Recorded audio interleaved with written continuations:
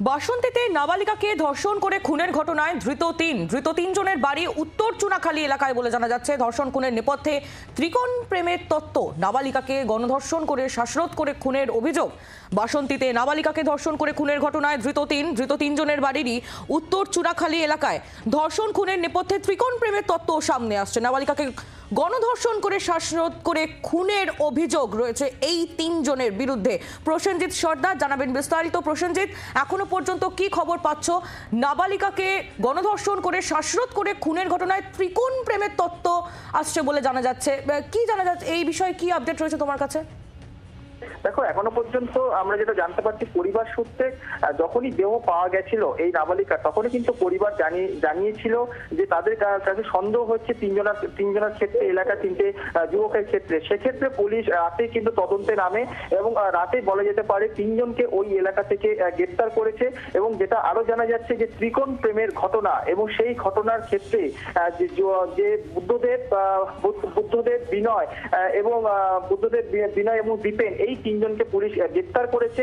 এবং ত্রিকোণ প্রেমের ঘটনায় কিন্তু মূলত তাকে ধর্ষণ করে খুন করা হয়েছে এবং প্রমাণ লোপাটের জন্য মাটির তলায় পুঁতে ফেলা হয়েছে, এমনই কিন্তু অভিযোগ পরিবারের। এবং তারই ভিত্তি করে কিন্তু বাসন্তী থানার পুলিশ তদন্তে নামে এবং তিনজনকে ইতিমধ্যে গ্রেপ্তার করেছে। তাদেরকে গ্রেপ্তার করার পর জিজ্ঞাসাবাদ শুরু করবে পুলিশ, এবং আজকে যেটা আমরা জানতে পারছি তাদেরকে আলিপুর আদালতে পাঠাবে। এবং এই ঘটনা মূলত যে বাসন্তী উত্তর চুনাখালী এলাকায় কিন্তু একটা চাঞ্চল্য ছড়িয়েছে এবং এলাকায় কিন্তু চাপা একটা উত্তেজনা আছে। এবং এই তিনজনের সাথে এই নাবালিকার যে সম্পর্ক ছিল সেটা কিন্তু পরিবার জানাচ্ছে। এবং তাদের এই ত্রিকোণ প্রেমের জন্য এই ঘটনা, এবং নাবালিকাকে ধর্ষণ করে খুন করে মাটির তলায় পুঁতে দেওয়া হয়েছিল। এবং গতকালই যখন জমিতে ট্রাক্টর চালাচ্ছিল, যে তিনজনকে আটক করা হয়েছে এই মুহূর্তে পুলিশের জালে, যে তিনজন ধরা পড়েছে তাদের মধ্যেই কি একজন যার সঙ্গে এই নাবালিকার সম্পর্ক ছিল বলে জানা যাচ্ছে? এমন কোনো তথ্য কি পাচ্ছ?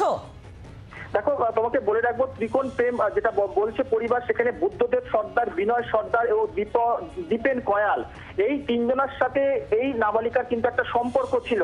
এবং সেই কারণে তিনজনের মধ্যে একটা বচসা ছিল প্রথম থেকেই। তারপর এই তিনজন একত্রিত হয়ে তারা কিন্তু সেই দিন, যেদিনকে নাবালিকা 12 দিন আগে নিখোঁজ ছিল, সেই 12 দিন রাত সন্ধ্যের সময় কিন্তু তাকে নিয়ে ওই ফাঁকা জমিতে নিয়ে যায় এবং সেখানেই তাকে গণধর্ষণ করে খুন করে মাটির তলায় পুঁতে দেয় বলে এমনই কিন্তু অভিযোগ করছে এই পরিবার সহ গ্রামবাসীরা। তারই ভিত্তি করে এই তিনজনকে ইতিমধ্যে গ্রেপ্তার করেছে। চাঞ্চল্যকর এই ঘটনা, যে ঘটনা কিন্তু বাসন্তীতে সাড়া ফেলে দিয়েছে। এবং বাসন্তীতে কিন্তু বলা যেতে পারে যে রাজনৈতিক যে দলগুলো আছে তাদের মধ্যে কিন্তু একে অপরের মধ্যে কিন্তু তারা জানাচ্ছে যে প্রশাসন ঠিকঠাক ভাবে কাজ করেনি। প্রশাসন যদি ঠিকঠাক ভাবে কাজ করতো তাহলে জয়নগরের ঘটনার মতন এই ঘটনা কিন্তু তাহলে কিন্তু আটকানো সম্ভব হতো। সেই কারণে কিন্তু বলা যেতে পারে বাসন্তী থানার পুলিশ প্রথম থেকে উদ্যোগ নেয়নি বলে কিন্তু পরিবার দাবি করছে। ইতিমধ্যে তিনজনকে গ্রেপ্তার করে তাদেরকে কিন্তু জিজ্ঞাসাবাদ শুরু করছে পুলিশ। পাশাপাশি আজকে তাদের আলিপুর আদালতে তোলা হবে এবং তাদের তিনজনকে রিমান্ডে নিয়ে পুলিশ জিজ্ঞাসাবাদ করবে এই ঘটনার পিছনে মূলত কি কারণ ছিল এবং তাদের সাথে যে এই নাবালিকার সাথে যে প্রেমের একটা ঘটনা ছিল সেটা কিন্তু পরিবার বা পাড়া প্রতিবেশীরা তারা বলছে, এবং সেই কারণে এই ঘটনা বলে এখনো পর্যন্ত সূত্র মাফিক আমরা জানতে পারছি। প্রসেনজিৎ, ধন্যবাদ। প্রসেনজিৎ সর্দার আমাদের প্রতিনিধি ছিলেন আমাদের সঙ্গে। পরিবারের তরফ থেকে কি অভিযোগ করা হচ্ছে শুনবো।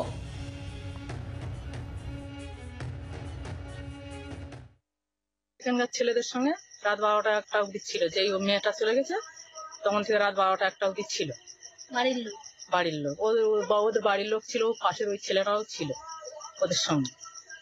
আর তারপরের থেকে ওই 12টা থেকে এসে আমাদের বাড়ি এসে ছেলেটা ঘুমালো।